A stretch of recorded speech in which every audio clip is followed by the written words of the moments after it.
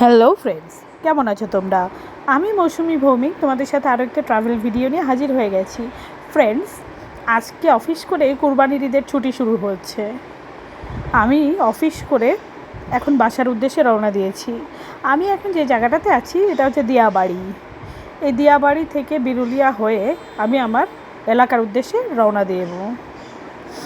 এই দিয়াবাড়ি এলাকাটা খুব শান্ত নির্জন হলেও আশেপাশের প্রকৃতি কিন্তু খুবই মনোমুগ্ধকর। গ্রাম এবং শহরের একটা মধ্যবর্তী অবস্থা এই এলাকাটা। কিছুদিন আগেও এই এলাকাটাতে কেউই আসতো না এবং সন্ধ্যার পরে তো লোকজন আসতোই না। এখন দেখো কি সুন্দর রোড। ফ্রেন্ডস, তোমরা দেখতেই পাচ্ছ এটা হচ্ছে সরকারি বিল্ডিং। দিয়াবাড়িতে গভর্নমেন্টের যে একটা ফ্ল্যাট প্রজেক্ট ছিল, এটা হচ্ছে সেই প্রজেক্ট। এই এলাকাটা ছুটির দিনে বেশ একটা ভালো পর্যটন স্থল হয়ে গিয়েছে। এই এলাকাটাতে একটা জিনিস আমাকে বলতেই হবে, সেটা হচ্ছে এই ফ্ল্যাটের পিছন দিক থেকে যখন সূর্য অস্ত যায়, এটা খুবই মনোমুগ্ধকর একটা দৃশ্য।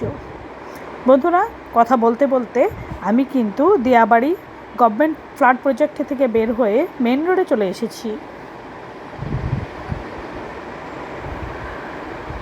তোমরা যারা এই রোডে নিয়মিত যাতায়াত করো তারা কিন্তু এর মনোমুগ্ধকর প্রকৃতি সম্পর্কে জানো।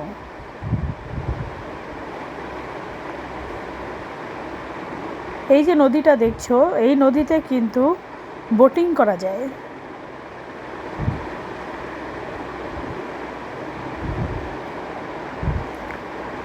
মাঝে মধ্যে হালকা হালকা জ্যাম আর মাঝে মধ্যে রাস্তা ফাঁকা, এইসব নিয়েই আমরা চলছি।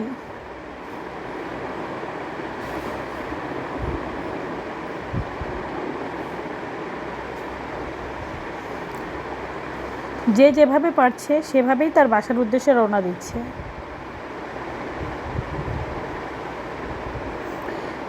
প্রাকৃতিক সৌন্দর্যে ভরপুর এই রোডটা দিয়ে যখন যাতায়াত করি তখন মনটা কেন ভালো হয়ে যায়। দেখো গাছ, বড় বড় গাছ, এবং এই গাছগুলো তো মনে হচ্ছে যে তোমাকে ছায়া দিচ্ছে। বন্ধুরা, কথা বলতে বলতে আমরা কিন্তু বিরুলিয়া ব্রিজে চলে এসেছি। এই ব্রিজটা কিন্তু খুবই সুন্দর। আমি চেষ্টা করব বিরুলিয়া ব্রিজের পুরো সুন্দর দৃশ্যগুলো তোমাদেরকে দেখানোর জন্য। এই ব্রিজে কিন্তু আশেপাশের অনেক জায়গা থেকে লোকজন বেড়াতে আসে। ব্রিজটা কিন্তু অনেক সুন্দর। বিশেষ করে ফাঁকা ব্রিজে গাড়ি নিয়ে যাতায়াত করলে যে দৃশ্যটা চোখে পড়ে সেটা খুবই মনোমুগ্ধকর। কিন্তু এখন আসলে গরমকাল হওয়াতে বিরুলিয়া ব্রিজের দুই পাশের নদী আসলে শুকিয়ে গেছে। তোমরা যদি ভরা বর্ষায় আসো তাহলে খুব সুন্দর প্রাকৃতিক দৃশ্য তোমাদের চোখে পড়বে।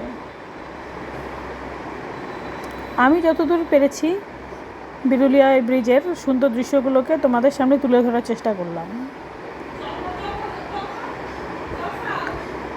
আমরা কিন্তু এখন বিরুলিয়া ব্রিজ থেকে ঢুকে গেছি ভেতরে। দেখো, আগে কিন্তু এইসব জায়গা খুব সবুজে সবুজে ভরা ছিল। এখন যতই আমাদের আর্কিটেকচারাল ডেভেলপমেন্ট হচ্ছে ততই কেন যেন সবুজের পরিমাণ কমে যাচ্ছে। আমরা কেন জানি না গাছপালা কেটে ফেলাকে এবং বিল্ডিং বানানোকে যাতায়াত এবং যোগাযোগ ব্যবস্থার উন্নতি বলে মনে করি।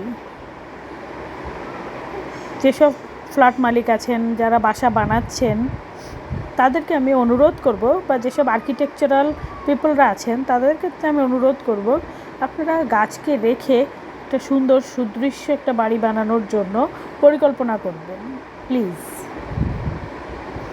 তা না হলে পরে আমাদের প্রকৃতি এবং পরিবেশ গরম হয়ে যাবে এবং ধীরে ধীরে পৃথিবীটা বসবাস অযোগ্য হয়ে পড়বে। প্রকৃতি, প্রাণী এবং পরিবেশ সব সম্পূর্ণ সহাবস্থানই আমাদের সুন্দর ভবিষ্যৎকে নিশ্চিত করবে। বন্ধুরা, কথা বলতে বলতে আমি কিন্তু মেইন রোডের দিকে এগিয়ে চলেছি। আর কিছুক্ষণের মধ্যেই আমরা মহাসড়কে উঠে যাব। কথা বলতে বলতে আমরা কিন্তু মহাসড়কে উঠে গেছি।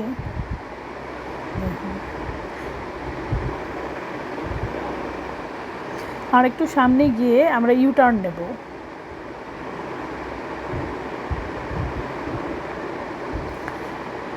দেখো বন্ধুরা, আমরা কিন্তু ইউটার্ন নিচ্ছি। এটা হচ্ছে ঢাকা আরিচা মহাসড়ক।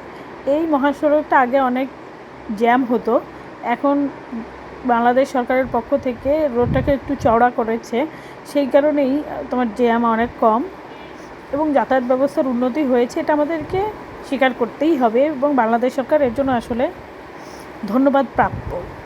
কিন্তু আমরা পরিবেশের কথা চিন্তা করি, প্রকৃতি এবং পরিবেশের সাথে আমরা সুন্দর সহাবস্থান নিশ্চিত করি।